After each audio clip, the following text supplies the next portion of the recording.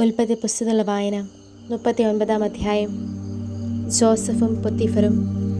Joseph ഈജിപ്തിലേക്ക് നയിക്കപ്പെട്ടു. അവനെ അവിടേക്ക് കൊണ്ടുവന്ന ഇസ്മായിലരുടെ കയ്യിൽ നിന്ന് ഫറവോയുടെ ഉദ്യോഗസ്ഥനും കാവൽപ്പടയ നായകനുമായ പൊത്തിഫർ എന്ന ഈജിപ്തുകാരൻ അവനെ വാങ്ങി. കർത്താവ് ജോസഫിൻ്റെ കൂടെ ഉണ്ടായിരുന്നു. അവൻ ഐശ്വര്യവാനായിരുന്നു. ഈജിപ്തുകാരനായ തൻ്റെ യജമാനൻ്റെ വീട്ടിലായിരുന്നു അവൻ. കർത്താവ് അവൻ്റെ കൂടെ ഉണ്ടെന്നും അവൻ ചെയ്യുന്നതെല്ലാം കർത്താവ് അവൻ്റെ കരം വഴി മംഗളകരമാക്കുന്നെന്നും അവൻ്റെ യജമാനൻ കണ്ടു. ജോസഫ് അയാളുടെ ദൃഷ്ടികളിൽ പ്രീതി കണ്ടെത്തി. അവൻ അയാളെ ശുശ്രൂഷിച്ചു. അയാൾ അവനെ തൻ്റെ ഭവനത്തിന്മേൽ നിയോഗിക്കുകയും തനിക്കുള്ളതെല്ലാം അവൻ്റെ കയ്യിൽ ഏൽപ്പിക്കുകയും ചെയ്തു. ജോസഫിനെ ആ ഈജിപ്തുകാരൻ തൻ്റെ വീട്ടിലും തനിക്കുള്ള എല്ലാറ്റിന്മേലും ചുമതലപ്പെടുത്തിയപ്പോൾ മുതൽ അവനെ പ്രതി കർത്താവ് അയാളുടെ ഭവനത്തെ അനുഗ്രഹിച്ചു.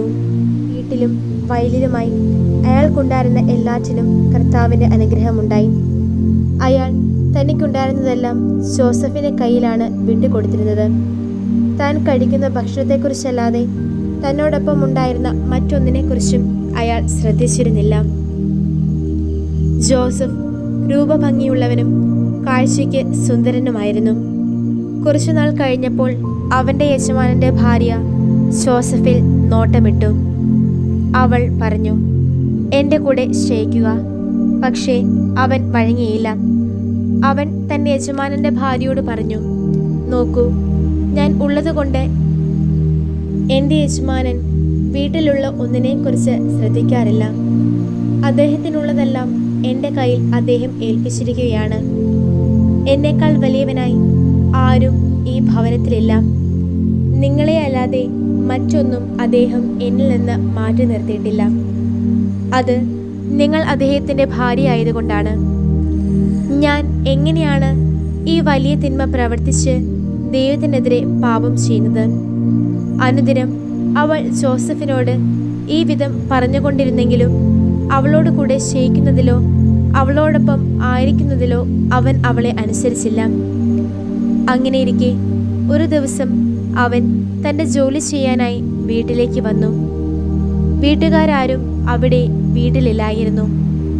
അപ്പോൾ എൻ്റെ കൂടെ ശയിക്കുക എന്ന് പറഞ്ഞുകൊണ്ട് അവനെ അവൾ അവൻ്റെ മേലെങ്കിൽ കടന്നു പിടിച്ചു. എന്നാൽ തൻ്റെ മേലെങ്കി അവളുടെ കയ്യിൽ വിട്ടിട്ട് അവൻ പുറത്തേക്ക് ഓടിപ്പോയി. അവൻ്റെ കുപ്പായം തൻ്റെ കയ്യിൽ വിട്ടിട്ട് അവൻ പുറത്തേക്ക് ഓടിപ്പോയെന്ന് കണ്ടപ്പോൾ അവൾ തൻ്റെ ഭവനാംഗങ്ങളെ വിളിച്ച് അവരോട് പറഞ്ഞു, നോക്കൂ, നമ്മളെ അപമാനിക്കാൻ ഒരു ഹെബ്രായനെ അദ്ദേഹം നമുക്കായി കൊണ്ടുവന്നിരിക്കുന്നു. എന്നോടൊത്ത് ശയിക്കാൻ അവൻ എന്നെ സമീപിച്ചു. എന്നാൽ ഞാൻ വലിയ സ്വരത്തിൽ അലറി. ഞാൻ സ്വയം ഉയർത്തുന്നതും അലറി വിളിക്കുന്നതും കേട്ടപ്പോൾ അവൻ തൻ്റെ മേലെങ്കി എൻ്റെ അരികിൽ ഉപേക്ഷിച്ചിട്ട് പുറത്തേക്ക് കടന്ന് രക്ഷപ്പെട്ടു. അവൻ്റെ യജമാനൻ വീട്ടിലേക്ക് വരുമ്പോഴും അവൾ ആ കുപ്പായം തൻ്റെ പക്കൽ സൂക്ഷിച്ചു. അവൾ അവനോട് അതേ കാര്യങ്ങൾ ഇപ്രകാരം പറഞ്ഞു, അങ്ങ് നമുക്കായി കൊണ്ടുവന്ന ഒരു ഹെബ്രായദാസൻ എന്നോട് ശൃംഗരിക്കാൻ വന്നു. എന്നാൽ ഞാൻ സ്വരമുയർത്തുകയും അലറി വിളിക്കുകയും ചെയ്തപ്പോൾ അവൻ തൻ്റെ മേലെങ്കി എൻ്റെ അരികിൽ ഉപേക്ഷിച്ചിട്ട് പുറത്തേക്ക് ഓടിപ്പോയി. ഇപ്രകാരമുള്ള കാര്യങ്ങളാണ് അങ്ങയുടെ ദാസൻ എന്നോട് ചെയ്തത് എന്ന് ഭാര്യ തന്നോട് പറഞ്ഞ വാക്കുകൾ അവൻ്റെ യജമാനൻ കേട്ടപ്പോൾ അയാളുടെ കോപം ജ്വലിച്ചു. ജോസഫിൻ്റെ യജമാനൻ അവനെ പിടിച്ച് രാജ്യത്തിൻ്റെ തടവുകാരെ ബന്ധിച്ചിരുന്ന സ്ഥലത്ത് കാരാഗൃഹത്തിലാക്കി. അങ്ങനെ അവൻ അവിടെ കാരാഗൃഹത്തിലായി. കർത്താവ് ജോസഫിൻ്റെ കൂടെ ഉണ്ടായിരുന്നു. അവിടുന്ന് അവനോട് കാരുണ്യം കാണിച്ചു.